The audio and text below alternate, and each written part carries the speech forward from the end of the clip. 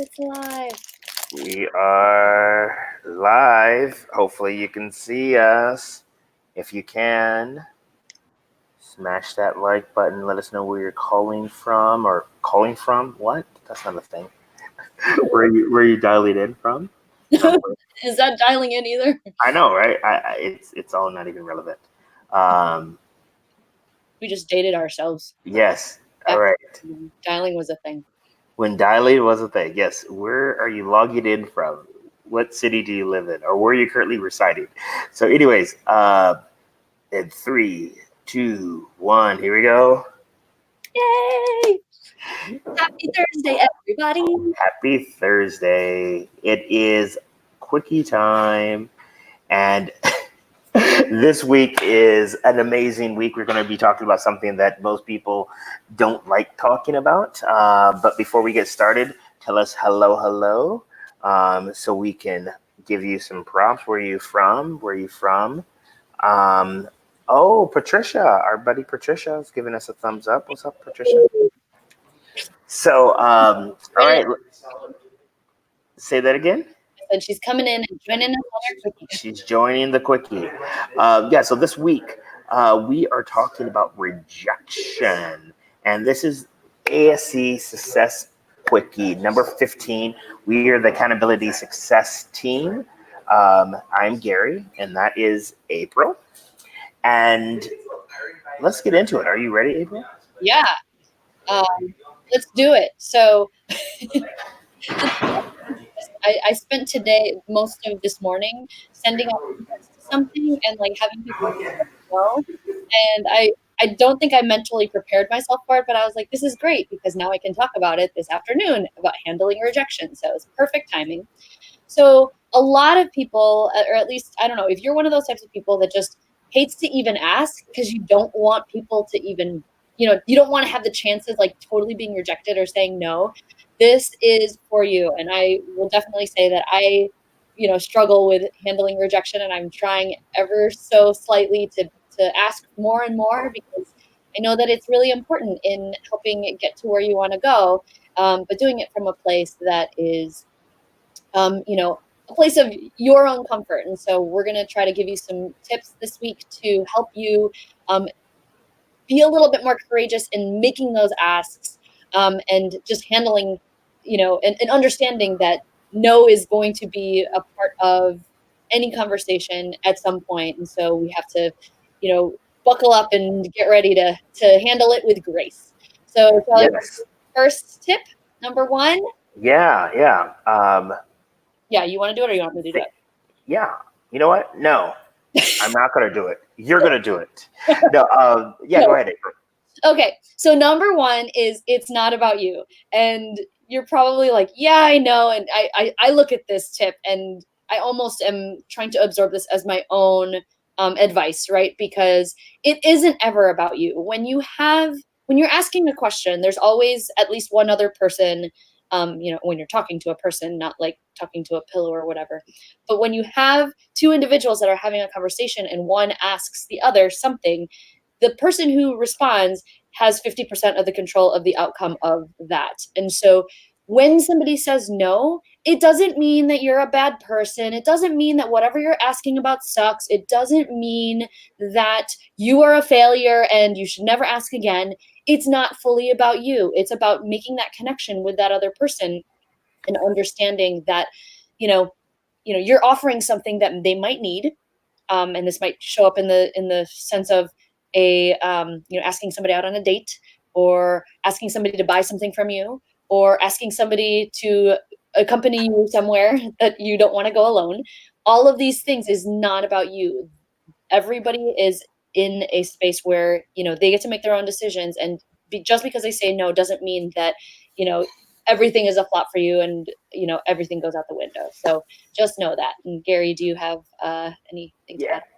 Yeah. And if you have that initial sort of surge and you feel guilty or anything like that, that is a normal part of the human experience. Matter of fact, we get that ability to do that around the age of 2. That's when we first start realizing that we are an individual on this spinning rock that we call planet Earth. And just acknowledge that feeling, and then just ask yourself, what is the story that I'm telling myself? And ask yourself, is that completely true all the time, every day, always? Is there another possible story? And it reminds me specifically of one of my favorite books, super powerful book called The Four Agreements. And it's by Don Manuel Ruiz. I believe that's how you pronounce his last name. And the second agreement is don't take anything personally. And so I'm going to read a quick quote from that little passage. And it's, whatever happens around you, don't take it personally. Nothing other people do is because of you. It's because of themselves. All people live in their own dream, in their own mind. They are a completely different world from the one we live in. Even when situations seem so personal, even if others insult you directly, it has nothing to do with you. What they say, what they do, and the opinions they give are accordingly to the agreements they have in their own minds.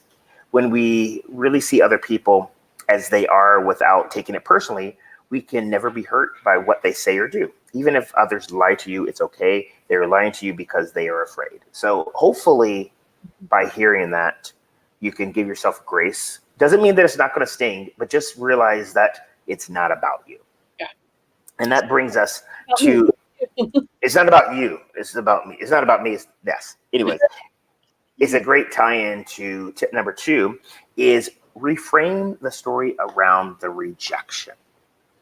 Like I said earlier, we're storytellers by nature. The moment something happens, we immediately start to wonder why that is, and we want to connect the dots. And so our brain, without information, starts to fill in the gaps. So a great thing that you can do is just ask yourself, what else could be true? And again, because you don't know what really happened, it's kind of hard to assume that just because you think maybe they don't like you or whatever the case may be is true. Case in point, I'm starting a podcast. I'm in the process of interviewing amazing people about things that have to do with culture and play and stuff like that. And so I sent out a whole bunch of emails to some people that I admire, people that I look up to, people that I would love to be on the podcast, and did a few follow-ups. And someone who in person told me, oh my gosh, I would love to be a guest on the show. I felt like they ghosted me, like nothing. And I followed up once, and then I was like, all right, I don't want to be a bug, so I'm just going to just leave it at that. And then I saw them in person, and just sort of followed up, and I said, hey, I know you've been kind of busy. Just curious on, if you're still interested in the podcast. I sent a few emails, and I just haven't heard anything. And they were like, oh my gosh, it's been a rough time right now. And then they went into this, like, what is going on in their lives. And I felt like crap because I was thinking like, oh my gosh, they're ignoring me and blah, blah, blah. And I was just making up the story in my head. And it turns out they are going through some, their stuff isn't all together. And they were going through a rough time. And then, it is what it is. So just reframe the story around that rejection, because it's not about you and it's not always what you think. What do you think, Apryl? 100%. And I was like, wait, you didn't send me that email. So I was creating a story, but I already know that you sent me a long time ago when you thought of the idea. So yeah, and you're invited. So there you go. So that was a loud bang. Sorry, no one died. We're all good. See, so many fun things happening. So I think the only thing that I want to also add about that is that, sometimes those stories that you create can also perpetuate into these downward spirals of other things, right? Because if you make one assumption and you react a certain way and another person makes an assumption based on your reaction, it can take a conversation to a totally different place than was totally intended. So understanding and catching yourself in this place where you might be, making an incorrect assumption and an incorrect story is crucial to, cultivating those relationships. And I feel so like powerless because you have all the controls around all of whatever pops up on the screen. You can't do anything about it. Gary is a badass. Or what direction are you? I don't know. Okay, so should we go on to tip number 3? Tip number 3, and this is a fun one. All right. This one is, I think that the only way that we can truly get over our fear of just being rejected and just fear of anything is to kind of meet it head on, which isn't always the best feeling, knowing that you have to face something that you're completely terrified of. But why not practice getting rejected more often? I just sent out a whole bunch of stuff this morning and got a whole bunch of people back saying like, thanks, but no thanks. And I'm just kind of like, ah. But after I had maybe like 9 or 10 people say no, I was like, okay, this is fine. This isn't for everyone. And we all know that we are unique individuals, so we don't always want everything. That's why there's so many different products and different services and different people out there offering different things. So you get to pick and choose what works best for you. So put yourself in a position where you can practice getting rejected. And if you need to take the baby steps, then just try with one small ask. If you need to know how to ask, remember to check out our quickie from last week, which was about how to ask for help. But then allow yourself to get rejected, because sometimes also you might send something to somebody or make up that story that, oh, this person doesn't want it. But meanwhile, it's something that they were exactly looking for. And you just never know, because people aren't always being like, I want all of these things. Sometimes people don't know what they want. So you are just being that catalyst to creating awareness around something. And maybe they will say yes. So you might be surprised at what people would say. How about you, Garrett? Agreed, 100%. We're going to post this link in the comments, but there's an amazing TED Talk by a gentleman. His name is Jia Jiang, and it's all about what he learned from 100 Days of Rejection. He calls it Rejection Therapy. And, I'm the guy that likes to bring the spirit of play into things, as a way to just help you be more confident, more creative, and a better communicator. That is an amazing way to strengthen that muscle. It doesn't mean that it's going to not hurt, but if you get in the habit of putting yourself in situations where you may be rejected, you're going to become a better communicator. And I remember someone dared me to do two things. One, try to get rejected from strangers by asking them to take a selfie with me, just random people. And the goal is to get rejected. Not to like sort of cherry pick and like, oh, that person seems nice, like really try to get rejected. And the first couple of times it really, like, it was challenging, super challenging. And after a while, like it became easier. But just by doing that over and over again, it just helps you practice the things that we talked about, not being about you, reframing the story around it. And if you want another one, I challenge you to go somewhere and just ask for a discount. Starbucks is an easy way because literally, if they like you or whatever the case may be, it may be completely random. They may give you a discount or they may say no, but who knows? I remember someone challenged me to do that, to ask for a discount. And I went to In-N-Out. That's, big here on the West Coast. And I just did it like, they said, all right, your total is blah, blah, blah. And I was like, can I have a discount? And they're like, huh? I was like, yeah. Can I get a discount? And then she like really wanted to give me a discount. She's like, are you an active military? I was like, no. Like, are you a senior? No. And I was like, oh, she's like, oh, sorry. I was like, oh, it's all good. So anyways, what about you, Apryl? Oh, that's amazing. I don't know. I feel like I need to do, I think that you make a good point too. I think one of the things that I'd be scared about is to like pick whatever it is that I would want to do to get rejected in. So like if it came from a outside person saying like, Apryl, you have to do this and, and challenge, I would be more inclined to do it that way than being like, okay, this is what I'm going to try to do today to get rejected. So yeah, take advantage of, somebody else outside of you challenging you, because then you never know. Then at least in your mind, you can reframe and say, okay, I'm doing this because someone told me to, and, we'll just see where it goes from there.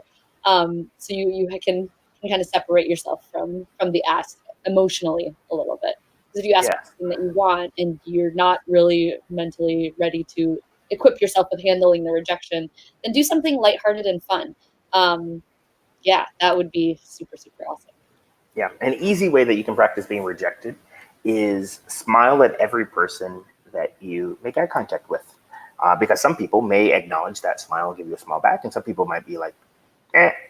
So that's a low level. If you are not at the stage of wanting to ask for a discount or wanting to go up to a stranger and ask them to take a selfie, that's an easy way of just practicing it. And just want to turn it over to you. If there is something that you've been rejected with, leave that story if you feel comfortable in the comments, or what are your thoughts on being rejected? Some people hate it, some people love it, is what it is. But yeah, that's what we got. And want to turn it back over to Apryl to talk about what we got going on in the ASC. Yes. So we announced, was it last week or was it 2 weeks ago? I can't remember. Last week. We announced the fact that we have this program that Gary and I have been running for the last couple of years is now expanding to a community of awesome people with goals. We're all adults. We've got all of our things. There's nothing that binds us other than the fact that we want to accomplish our goals and have so much fun doing it. And being in a community of other people who have the energy to, push themselves to do the things that they might be afraid to do or just need a little bit of nudging. We are like a community of cheerleading each other in a sense. And we want you to join if this rings true at all to you, if you're just somebody who has goals but wants to have fun as well. We launched the community. We actually have, I think, maybe like 6 more free spots remaining before we start activating payment plans. But the whole point of this is that we want to make your own personal growth super affordable and super accessible to you. And not too overwhelming or daunting, but also connecting you with people to have meaning relationships and just find the support in all the ways that you need in one nice fun community. And so we do these challenges, we share these quickies, we share a lot more information, but this quickie is just a little taste of what Gary and I do in the group and helping facilitate the group. But we are just as much members as we are kind of the facilitators of the community. So we would love to have you go ahead and check out accountabilitysuccesscircle.com. I know that that's a handful, but getting there is super worth it. Feel free to join. Once we let go of the free spots, we'll still offer a 1-month trial for free if you want to check it out and just see if it's a community you want to invest in. So hope to see you there. And I guess that's our quickie for this week. So stay tuned for next week's quickie, which we will decide what we're talking about in a couple minutes after we hang up. All right. Bye, everyone. Bye, guys.